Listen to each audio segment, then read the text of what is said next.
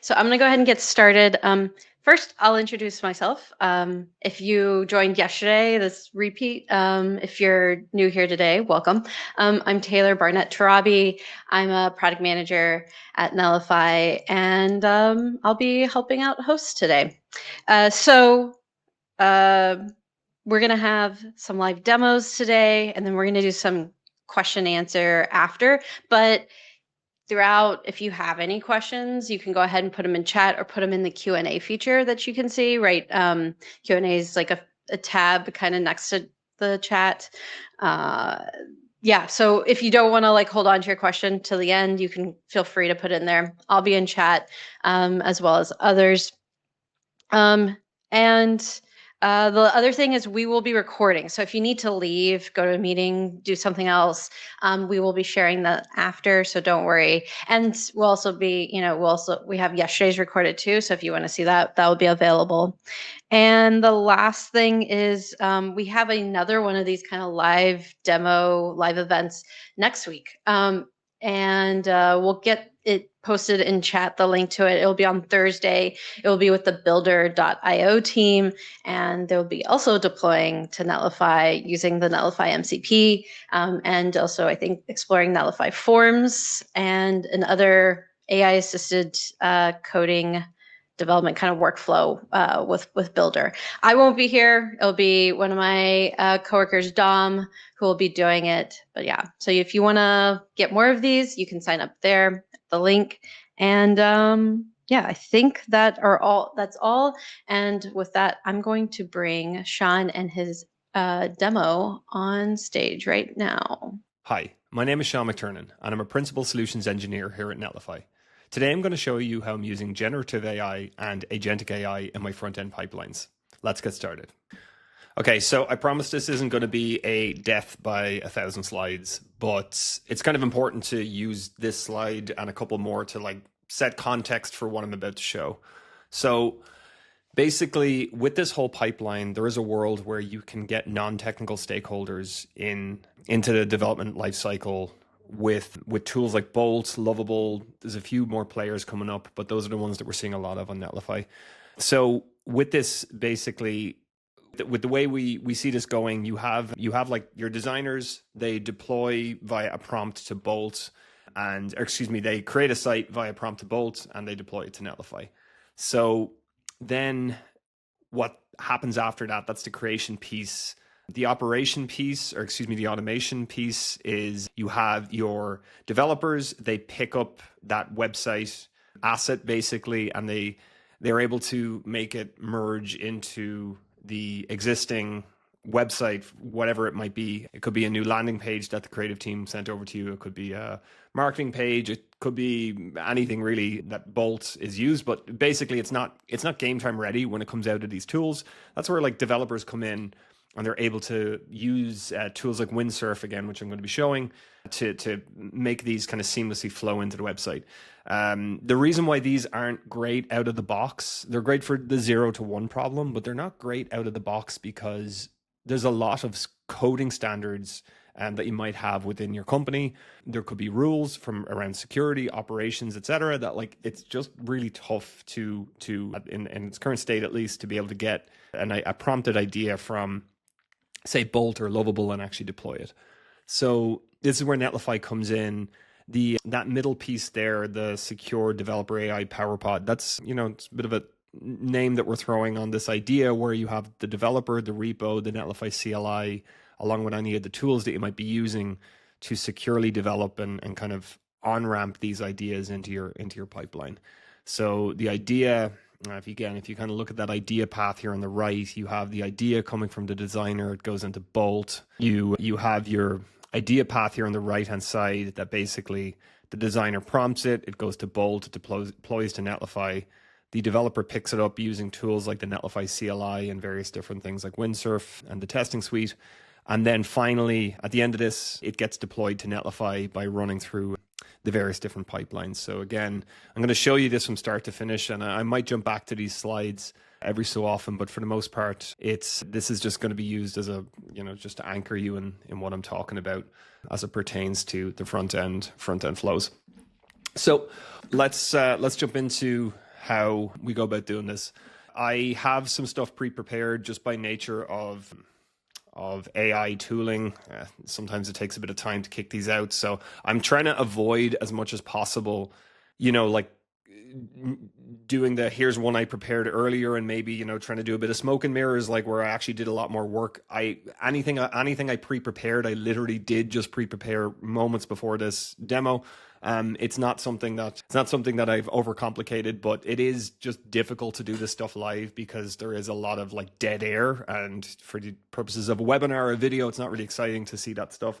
But just any of the prompts I show you, any of the workflows I show you, just keep in mind, all I'm doing is cutting out the area where it's actually building or operating. Everything else is the real prompts I use and so on and so forth. So let's jump over to our first site here.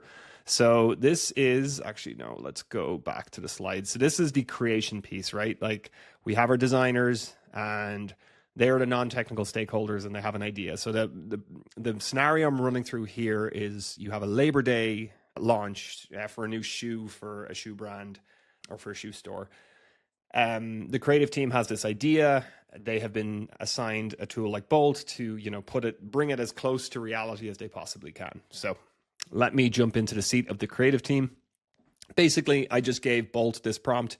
Can you generate a sleek landing page for a shoe launch?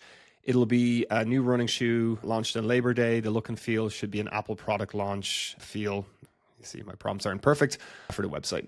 So this is what it spit out. The only thing it didn't have was the actual reference image, which later I did. Yeah, I just asked it to replace it. I had this using Content Stack. I had an image preloaded, and this is it. So this is the site. So now you want to give this to the developers, right? Like you need to turn that into something more than just an idea. So this is where the Netlify AX experience or agentic experience kicks in, where we're able to partner with tools like Bolt and make this a pretty seamless deploy. So if I just hit deploy here in the top right, you'll see that Bolt already knows that Netlify is my deployment destination, and it is doing all of the work here to get that. And it looks like that is ready. So again, I actually didn't do any chopping there. It's a pretty simple site, so it built pretty quick. And let's jump over. Okay, cool. So that is live on this URL, right? So you want to hand this off to the developers. So now let's jump back over to our slides. We've gone from creation. Now we have to go into the automation piece. So this is where the idea from the creative team needs to on-ramp into the developers' pipelines. So basically, I will just jump back over to Bolt. And so the developer should have a seat as well. So they can either go here, or the individual who is responsible for this is able to do this step as well. So I just go export, and I'm going to go to download. And you can see here that I have that project. I'm going to unzip it, and I'm going to just put it on my desktop here for sake of ease. Okay, so level set again. I'm now taking the seat of the developer. They've just gotten an assignment where, hey, we have this cool creative idea. It's this launch for the new, what appears to be Velocity shoe. We like the look and feel of this. It's kind of got those Apple vibes going on. And basically, are you able to, on-ramp this onto the site as quickly as possible? So like many creative endeavors, you probably got this, too late. Labor Day is coming up, or 4th of July or something like that is coming up, and it's like, hey, we need this yesterday, get this on board immediately. The advantages I see here is that, the developer kind of gets a bit more than a Figma file or just an idea. They actually get a skeleton of something that could actually work. Admittedly, what I am showing here is pretty straightforward. I would expect the creative teams to be a bit more creative with what's going on here. But again, for the purposes of this demo, I think it's going to show exactly what we need. Worth noting, the only reason I just deployed the site is, just so you can essentially play around with it, send it internally, that type of thing. But, I think the step is important for the creative side, but not so much the developer. The developer really only cares about the code that's spat out. So let's jump over to our code base. So the store that we're actually working on, I already have deployed on Netlify here. So this is the store itself. So if I jump over to my Nuxt ecom store and we let that open up, I already have various different pieces I've deployed. I've been working on this for a couple of months now, actually, but I have a few things in it, like environment variables, where it's connected to Shopify and so on and so forth. The actual finished store, albeit relatively incomplete as far as functionality, but serves its purpose for the demo purposes here, is up and running. So we basically are going to try and integrate this launch page into somewhere on this site. So if I jump over to my code base here, there's a couple of setup steps I'm going to take. The first thing I want to do is probably check out into a new branch. So to level set, I am now in the Windsurf browser as well, or excuse me, the Windsurf IDE. So I'm going to go GCB feature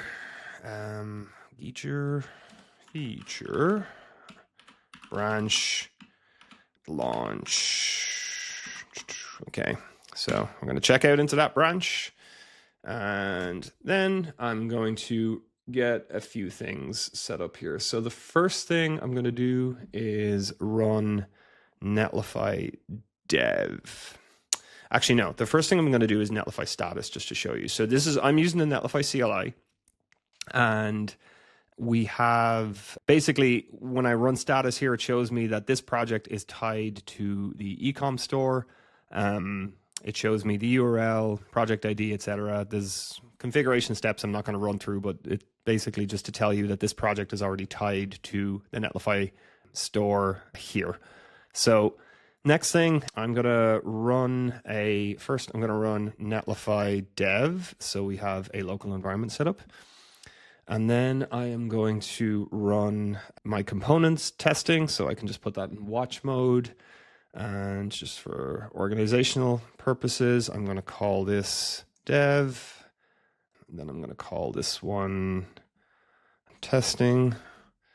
And then I will also run end-to-end testing as well. So I'll just open up a new terminal here and we can run end-to-end testing, because I do have Cypress tooling set up here. And again, as I move through this, you'll see why I think this tooling actually gets even more important in the world of AI, because essentially, as I was mentioning, like there's a lot of standards that you might have set up with linting rules and various different things for your project, right? And if you kind of allow AI to just kind of go wholesale into your project, there's a lot of wrong it can do. Using Cypress testing and some other little configuration steps within the Windsurf IDE that I'm going to show you, I actually feel that there is a pretty safe way to kind of take these ideas and launch them into production. So the first thing I am going to do to on-ramp some of those ideas is actually, let's just jump over here and I'll just show you what happened as well. So we're at this step here, right, where I'm running Netlify dev. I've tied it to the remote environment and it's pulled down environment keys. So if I jump back over to my dev environment, you should see here that I am not running, I don't have any environment variables on this project locally. It's all being sent down from the remote project via the Netlify CLI. So as I'm developing locally, my Shopify keys are not exposed to the repo. They're not exposed to the models. They're not exposed to me, the developer. So I could be a junior developer who's working on this feature branch on behalf of a more senior developer.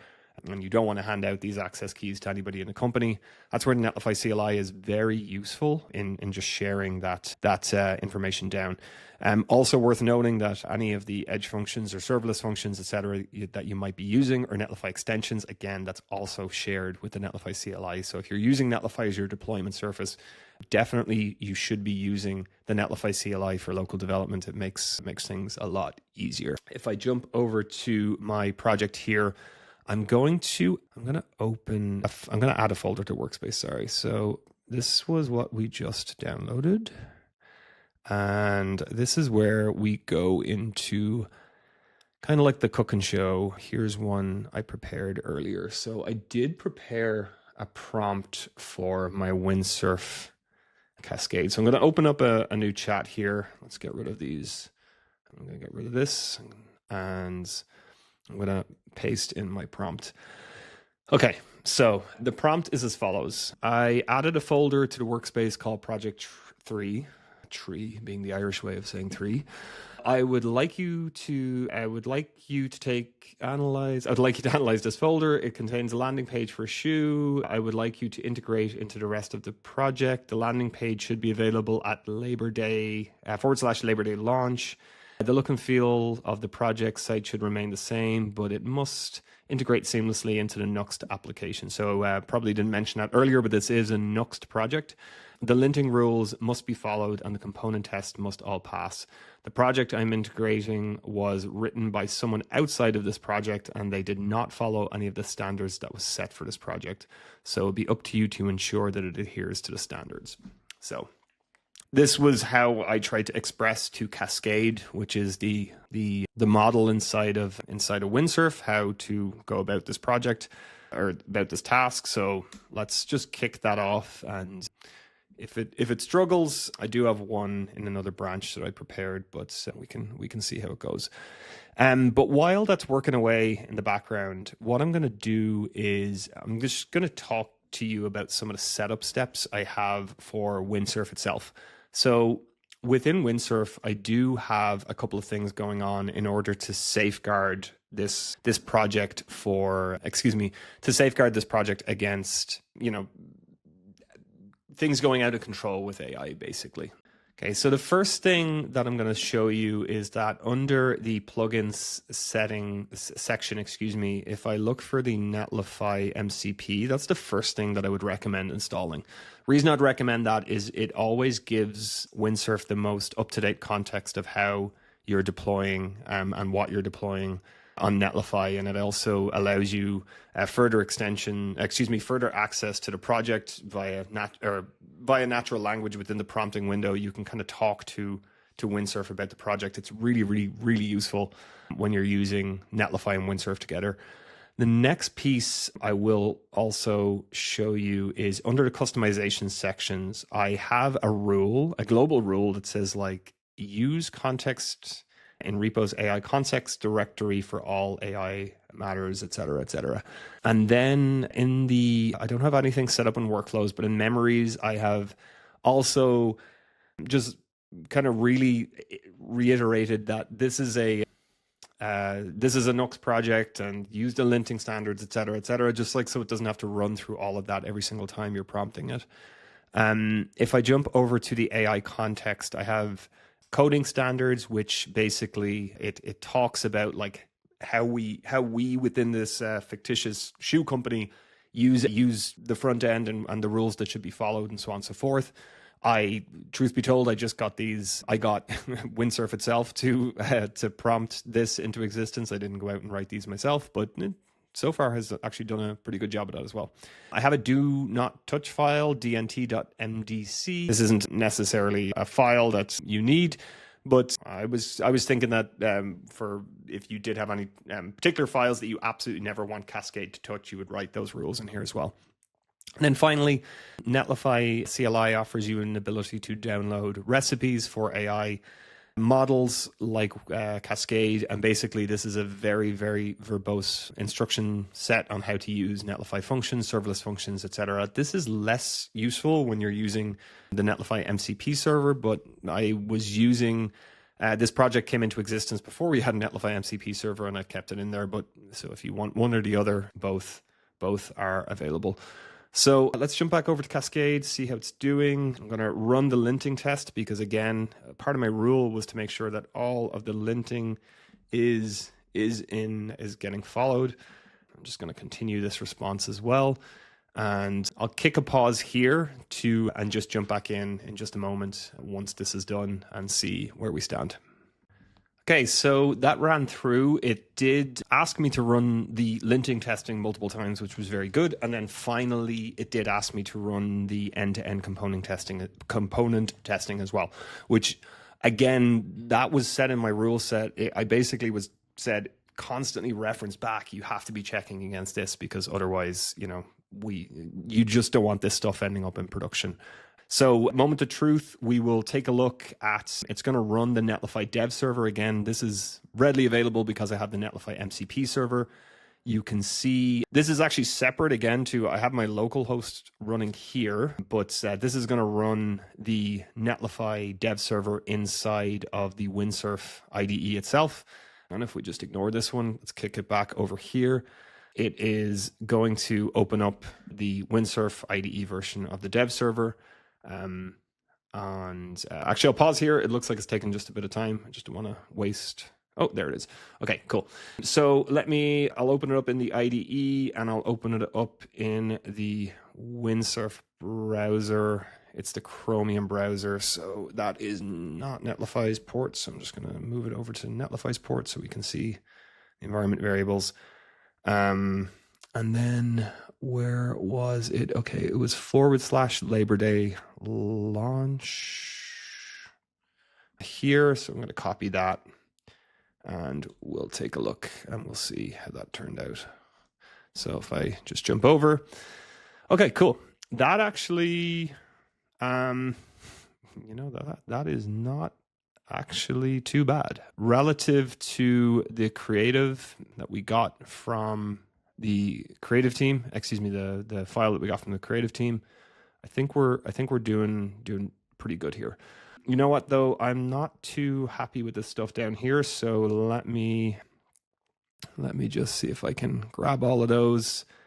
And if I jump back over to Windsurf, I'm just going to say, can you remove this div and all of its elements? Okay.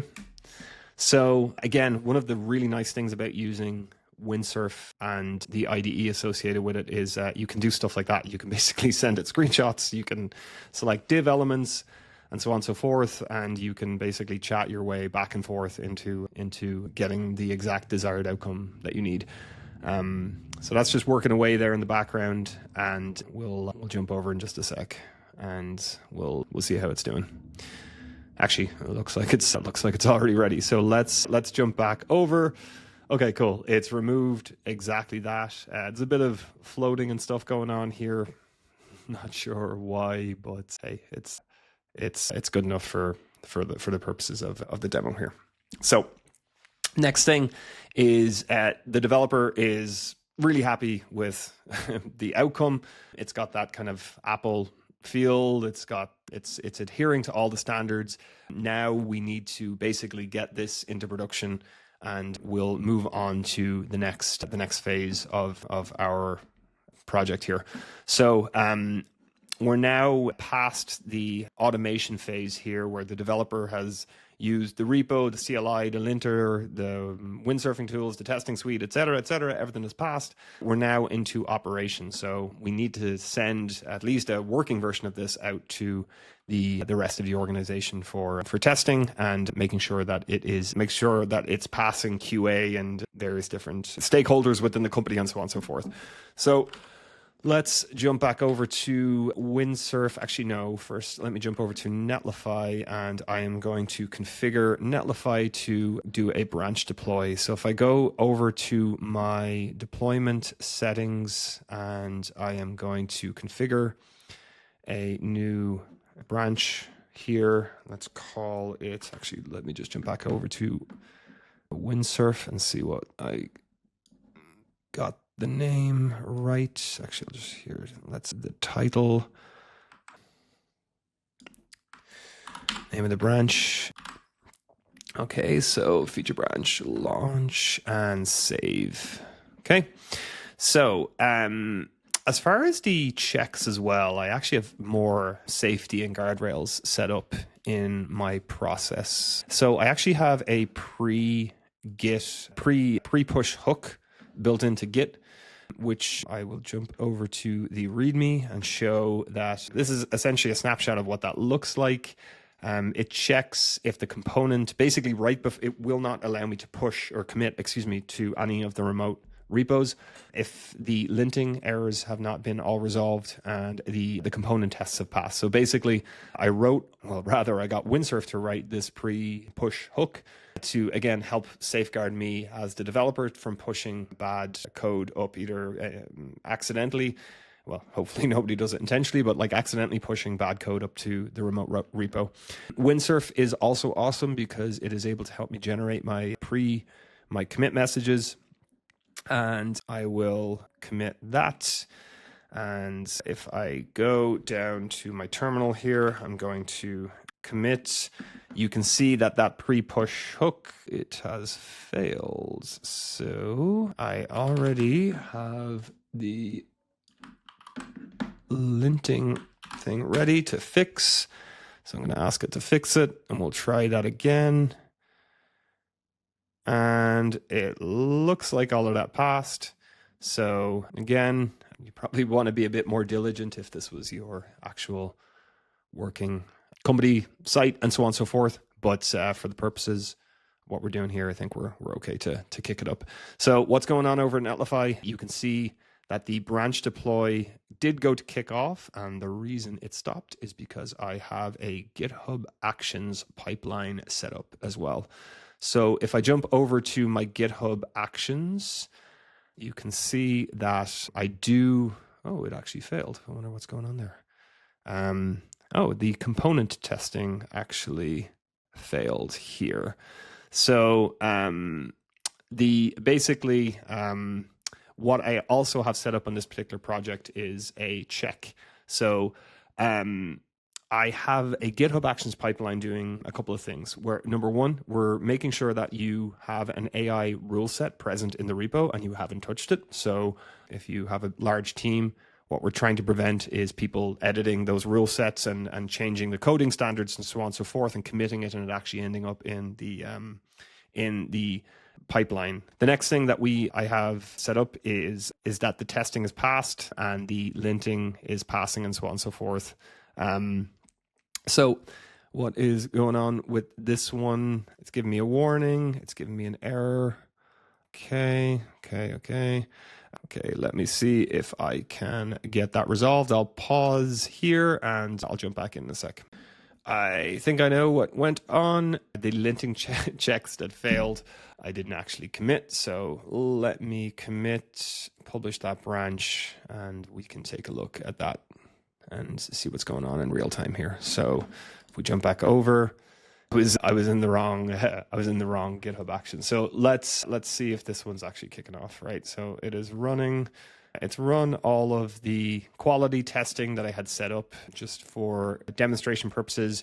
I do have a GitHub Actions quality pipeline, which finally it's checking for whether you're editing the Windsurf rules, which you shouldn't be doing. It is running the end-to-end testing, component testing, and then finally it is calling the Netlify build hook that I have set up at the end. So if we jump over to the deploy setting, you can see that the feature branch is now running and it's building the environment here on Netlify as well. So I'll take a pause here. I'll jump back in and show you what that looks like once it's done, and we can kick it off from there. Okay, so that's finished building. You can now see that this is launched as its own environment on Netlify. Again, just with the power of SSO, I'll just show you if I copy this and I paste it into a incognito window. You can see that I've locked all of my non-production branches down behind SSO, so you actually can't see this before it's meant to. Again, one of the benefits of using the branch deploys on Netlify. You can see that I do have my own dedicated environment for that particular branch as I listed it, / Labor Day sale. Now this is ready to send out to QA and dev and staging folks, whoever needs to see this. As long as they are at least a reviewer on Netlify, they're able to take a look at this particular project and give comments, feedback, etc., etc. So next step in this pipeline is to actually set up, it's kind of the operation extended here, right? We have an AI code review. So what does that look like? What I've actually set up here for myself is a tool called CodeRabbit for pull requests. So let's just open a pull request. Let's just say Labor Day launch, and I'll create a pull request. So a couple of things are going to kick in here. You can see that we have no conflicts. Netlify is deploying its own collaborative deploy preview. Those are a whole thing to discuss in itself, so I'm not actually going to jump into those now. But you can see that CodeRabbit AI Reviewer is actually on a task here where it's about to do a complete check on the pull request and make sure that it's not actually breaking anything when it comes to any of the standards, etc. we've set up.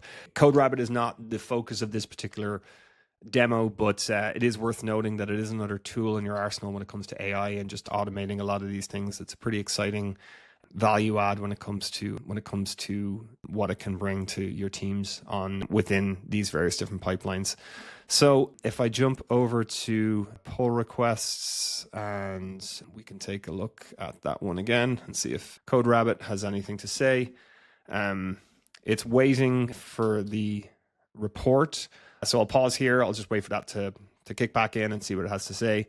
And we can analyze and decide to merge if we want to. Okay, so that other one is taking quite a bit of time. So I'm just going to show you the one that I had prepared earlier. So CodeRabbit, for example, does a really good job of like commenting the various things I need to know about the pull request. It gives a sequence guide as to the requests and the various different flows that are associated there. It has recommended removing console logs, for example. So really some stellar feedback here, I'd say, as it comes to kicking this stuff into production and why you wouldn't want to do it. But yeah, it's a super useful tool that I've seen a lot of our customers using, and really can kind of help assist during those workflows to prevent any of the any stuff leaking into production that probably shouldn't be there. So final steps that we're going to show you here is that we've showed you the branch deploys, the Netlify CLI.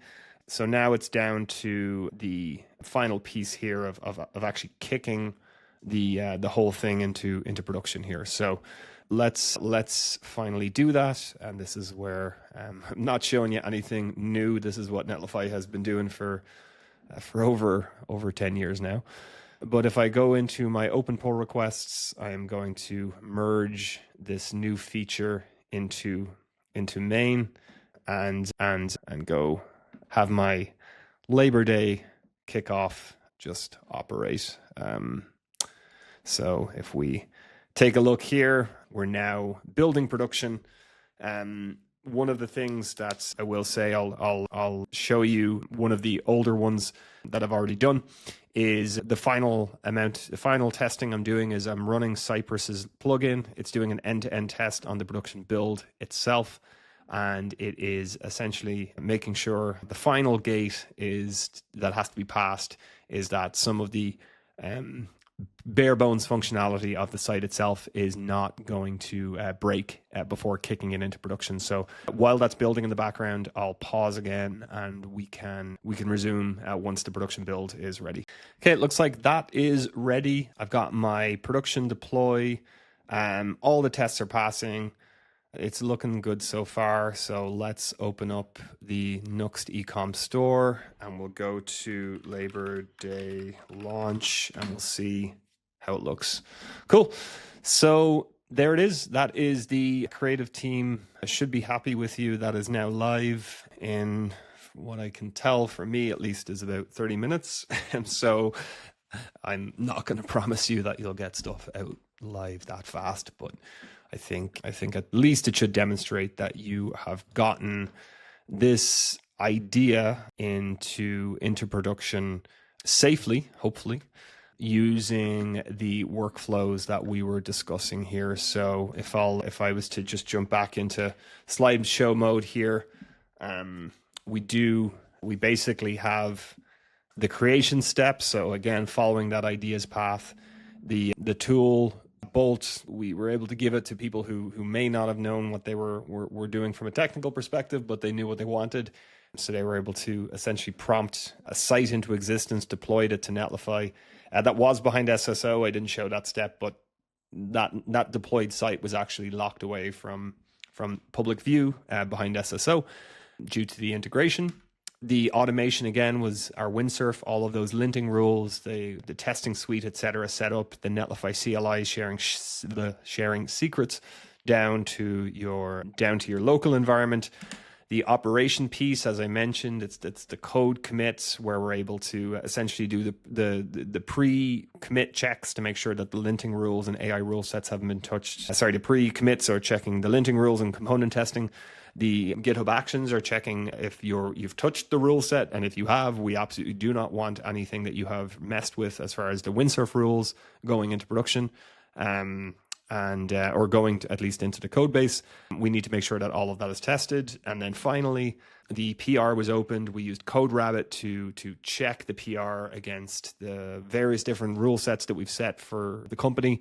And it was able to essentially show and merge, or at least recommend that merging was okay, because, I think it was just a console log or something that shouldn't have been there.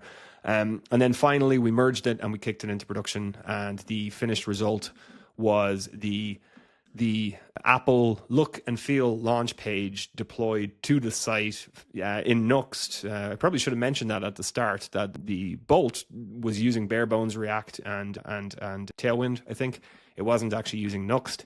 Windsurf was able to essentially turn it into Nuxt and follow all of the various different standards the company had set.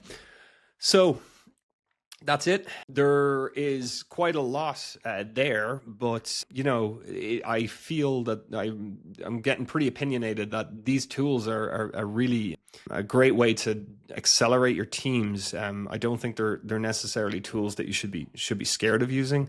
They should be used with caution, obviously, but between the pre-commit checks, the GitHub Actions pipeline, or whatever tool you're using, the Actions pipeline, the linting testing, the component testing, etc. I think there is a really, really compelling argument to make that you're able to put sufficient guardrails in place against models, like Cascade here, to basically be able to build using AI, generative AI, very effectively and very safely. So the final piece I will mention is that it's just significantly shortening that timeline from the idea that the person in the creative department might have to actually getting it live. That's what Netlify's bread and butter has been for over about 10 years now. And with all these new toolings coming out, Netlify is really still at the heart of it all, because it's able to essentially make sure that the deployment surfaces are safe and the pipelines are set up and not being exposed to the general public.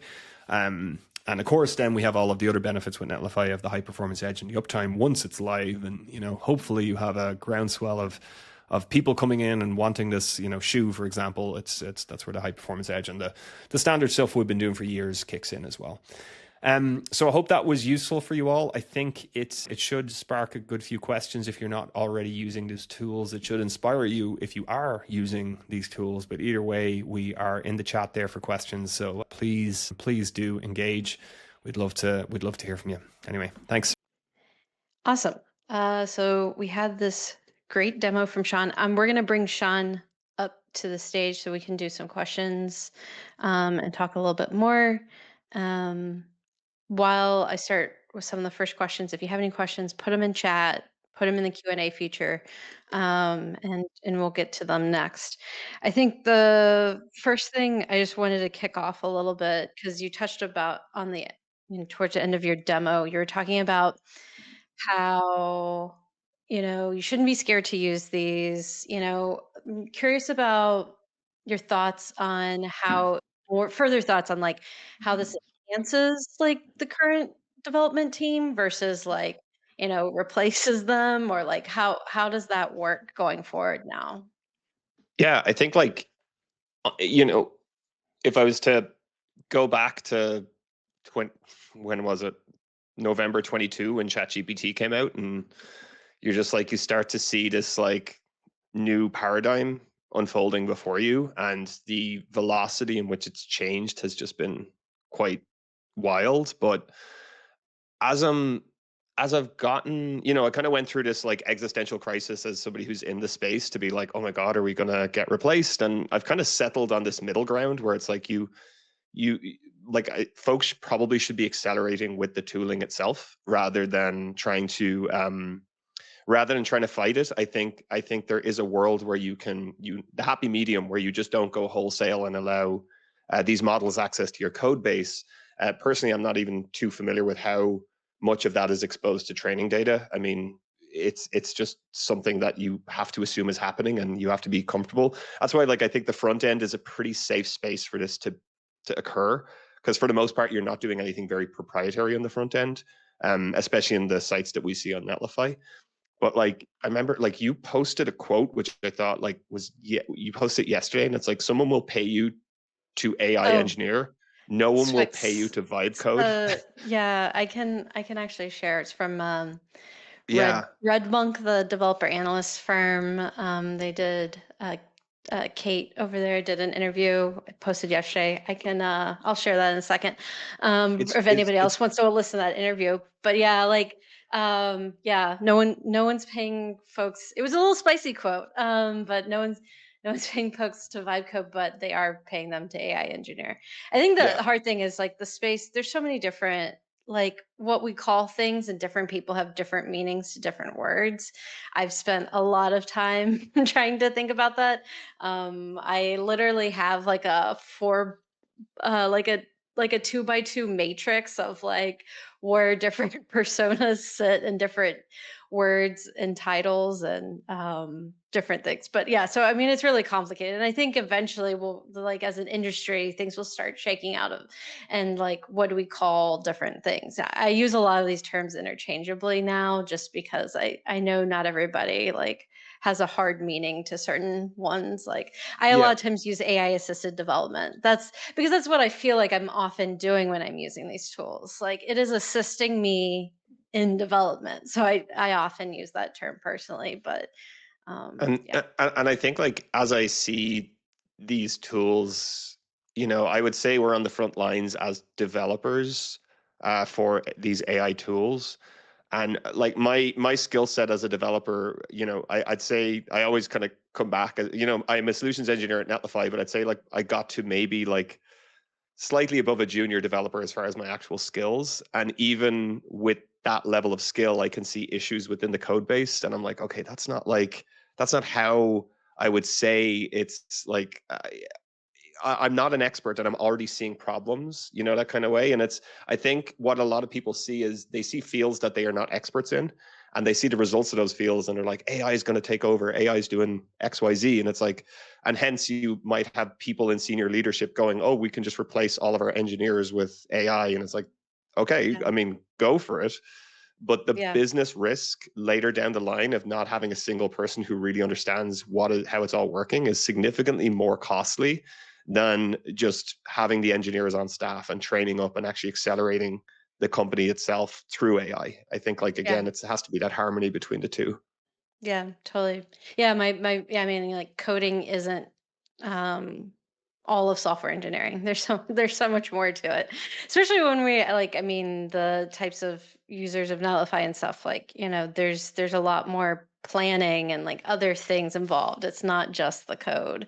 When say you have a big like e-commerce sale or something like that, like there's a lot more to it that isn't Yeah. just like the exact code that's going to run on.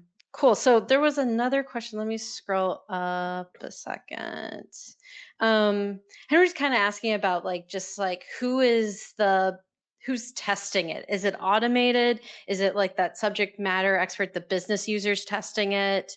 Like how does that how does that So work? for the branch deploys on Netlify, the testing, I would, you've got two flavors where you can do the gate controls that was showing as the automated testing. So I was using Cypress, I had linting testing, and that was all written by the developers. Like, so, you don't want the models to go haywire and start writing in like an XJS application into a Nuxt application. Like, it will literally start doing that if you just let it go on its own. So what I was trying to do was just set quality control gates at each step. And the final quality control gate is before it deploys into the QA branch on Netlify. It had the GitHub Actions pipeline again, which was written by the developers. And before it went into production, I had the Cypress testing pipeline before it went into production. So there was an end-to-end test just ran. And that's kind of like just your smokescreen test, just to make sure that that is not testing code quality. That's not testing, like any of the things relative to the what the developers care about. It really just cares about how the user is going to interact with that site. So, hey, the tests I wrote were really simple. Like, does this menu button still click? Do you still get a full screen display? That type of thing, because that is just the last quality gate. Because the way Netlify operates, right? You could be, I mean, we deploy 40 times a day to production at Netlify. That is wild for some people, but some people are, the customers that come into Netlify are customers who might be deploying like quarterly or like every month or something. And so there is a huge range where that can go. And I think the Cypress testing, when you're in that like high velocity, multiple deploys per day, you kind of need that quality gate right at the end to be like, is the site literally visible? Like, is there something that's going to trip right at the end, because you just don't know? So the SMEs in that space, I think, are the developers writing the tests, and then you have the QA folks who are just going from a user experience, like how is our end user going to feel about this? And that's where I think, like, one of the things I think with AI is that it misses it. It doesn't understand company culture and vibes very well. And what I mean is, Yeah. like, if I was to, let's say I have this fictitious shoe brand and we have this just, the founder loved shoes and shoes are great and running is their life, etc. That motivation kind of trickles all the way down to the development team. And if you just take an AI tool and just get it to try to write your off the wall vans, yeah, it's like you have this this culture that just trickles all the way down through the company. And I think that trickles all the way down to the copywriters, the developers, the front end developers, and so on. And if you just gave AI tools, if you just handed an AI tool set to people and just hit go, it has none of that context, nor will it ever in the future. And I think that's the piece that everyone misses in this conversation, that like Yeah. there is always a culture that is getting replaced if you just give AI too much power. I do think there are a little bit of ways to kind of, it won't like completely, and it still kind of needs that, needs that like human taste check. But I mean, like, style guides from like a doc's perspective have been a thing for, ever, and things like that. And so like it is interesting, and to see like how can we feed some of these like style many years ago I used to work on API specification tooling, and one of the things we were trying to do was like write rule sets for like how you actually design the API so that it follows some kind of style guide, and then have like automated tests. And of course, there was no AI involved in this. This was very much like, does it use snake case or camel case? Like very basic stuff like that. Yeah. But it was like, a way to try to conform, because you have this like governance problem. And it basically is what, like when you have like, as companies grow and you have more developers and more teams and more projects, like things kind of start feeling not connected as much. And so I think there's a little bit there, but yeah, I mean, you still always need that. You need that human, like, does this actually pass the vibe check kind of thing? Yeah, yeah. The vibe check, exactly. It's like, I think that's kind of like that's the piece that just won't be replaced anytime soon. You're just not, you can read every Slack message I've ever sent, you can record every video, but like there's still just Yeah. so much nuance to your experience relative to everything Yeah. else. Somebody was asking about, if security is priority, how much can, we utilize and rely on these tools, especially working in like financial related projects. Have you had any experience with that with some of the customers that you've worked with? I think it all goes back to, for me, um, you know, for the last couple of years in general in Netlify, like we have banks, and it is just compartmentalizing every single step. And I think AI is no different. Like you cannot just give AI wholesale access to every single facet of the organization. And with like the Netlify CLI, for example, when you're using it, you're able to inject the secrets down. Like the model cannot, like I could try to console log those to my heart's content. It will not show you those secrets anywhere in your project. They don't exist as far as the model is concerned. So you have to be able to compartmentalize it from what I can see and just not give it too much in general, because you just do not know.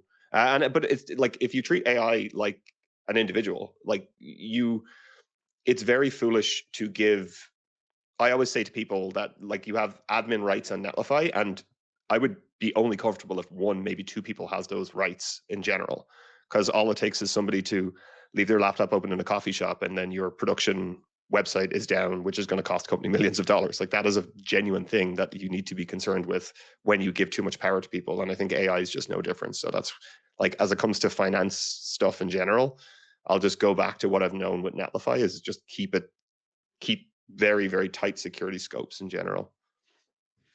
And another question, somebody was asking about A/B testing and experimentation with Bolt, and just like creating different versions to be able to do this testing. I I had don't know. seen Yeah. Anil covered that yesterday, where I did see that Bolt now has the ability to branch deploy. I haven't specifically done A/B testing with Bolt, Yeah. but the way I would see it being done would be if you wanted to use Bolt to experiment on branch A, or like write something on branch A and write something on branch B, once you commit both to Netlify, you could run the A/B test on Netlify itself, because Yeah. you have to commit the code back to GitHub. Netlify will rebuild it, and then the A/B testing would kick off there. Yeah. And yeah, Anil mentioned that, you can't do A/B testing on branches or use edge function logic too. Yeah, yeah. Um, I'll take this one more question. What are your thoughts on GitHub Spaces and feeding AI more context in order to reduce iteration, increase accuracy? I'm assuming they're asking about code spaces, is my Yeah. assumption. I've been playing around with it a little bit, not a ton, because I'm assuming that's Copilot, is it? yeah, like I've been asking, like going to a repo that I don't personally know very well, but I'm trying to figure out how something works, Hmm. and I've been using it a little bit to try to get it. But I mean, the thing on feeding more context, like I mean, what we've seen, and you can talk about this too, Sean, and you touched a little bit on, I think in with Windsurf is like, um, that context piece can honestly make or break an experience sometimes with some of Yeah. these agents. Like that's like a huge thing. We've been really trying, especially with like agent experience at Netlify, like when trying to improve our own agent experience of using Netlify, finding ways to give you, the context files, the Netlify MCP, all the different things that we can find, LLMs.txt on certain docs pages, like all these different things to try to feed more context into these agents, so that then it just makes the process of, using Netlify primitives easier and actually just more accurate. It Yeah. hallucinates less, it uses less, like, because some of the times it's pulling data from, it could be something from 2022 or 2023, and we've made changes to features since then, and so like feeding in more context. And I'll let you touch a little bit more on that, Sean, and I'm going to grab a docs link that will be useful for folks Yeah. putting in more. I think like I played around with the GitHub Copilot spaces, and it didn't feel too much different from just having like Cascade directly in the IDE for me. But one of the things that, like, no matter how much context you feed it, like my rule of thumb has not changed in, like, as these models get better, my rule of thumb hasn't changed, which is just keep the tasks small, like keep them very, very small. I need a serverless function. Don't go like, I need to build a checkout page and give it that prompt. Like, you're not going to get a great result. You will actually waste more time, in my opinion, trying to prompt that back into something that is feasible versus literally, can you set up a new path / checkout, and then can you set up a template? And like, if you prompted it that way, like step by step by step, the same way that you would do it as a developer, prompt it in that same order, you will get your workflow will dramatically increase. You're not fighting the models. You're not going to waste a ton of time fixing everything that breaks, because like I've seen them just, it's like, hey, do you know what's really useful is if I just delete all of these standards that you set, and like it does all that when you give it too much scope in the prompt. So I would say for GitHub Spaces, it's going to be no different, where like it's great because it has all of that context. It really, like, more context is always good, but still small, very, very precise prompts is where I would recommend doing it. And that's why I think developers aren't going to get replaced, because you needed that background knowledge of how to build an application in the first place to be able to take those small steps into action. Like, one of the things that I'll admit, like, my testing suite was just generated, but I could promise you that if somebody who writes tests for a living, which some people hate it, some people are like, it's their superpower, I could guarantee you they see my tests and they're like, those are fine, but they're not good. Like, you're going to have all of these edge cases that you're not aware of. So like, I think just understanding your own limitations is going to be super important, and then just keeping your prompts like scoped to within that. Yeah, totally. Looking, got that one. Yeah, I'm terrible at speaking and reading the chats at the same time. Yeah. I can do one thing or the other. I think there was like a bolt related question, but I have no idea. I don't know SUVH features. Maybe maybe someone can expand on that one. But oh, such features. Okay, I see. I don't know which features we were talking about at that point, though. So that's my problem. Yeah, I think we got most. We're almost at time right now. So I think we're I did gonna see a lot close it of up chatter here. about Guinness in Yeah. the chat. I'm disappointed we didn't turn our conversation that way, but we can maybe we can do a whole webinar on Guinness. I'd be okay to do that. So Yeah, a lot of people talking about like just like iteration and like doing things iteratively. I mean, like I think that's always been great software engineering advice and development advice. But I think it only becomes even more important. Like I joke that like um, communication skills are now and writing skills are even more important now than ever before because of the way we interact with these agents. So yeah, um, yeah. totally. So I'll wrap it up there. One thing, so next week we have another live demo. Dom from the Netlify team is going to be joining builder.io to do a demo. And they're going to also use the Netlify MCP server, which I'm briefly mentioned today. And yeah, so if you want to sign up for that, there's another sign up. I'll post it right here. I got it in the chat. And yeah, so that's it. And thank everyone for, if you joined yesterday, if you're joining today, and we'll have, if you didn't catch all of this, if you maybe missed part of it, we'll also be sending out that recording. So look out for that. And thank you everyone Great. for being here. Have a great rest of your day. Thanks for joining. Appreciate the questions. Bye. Bye.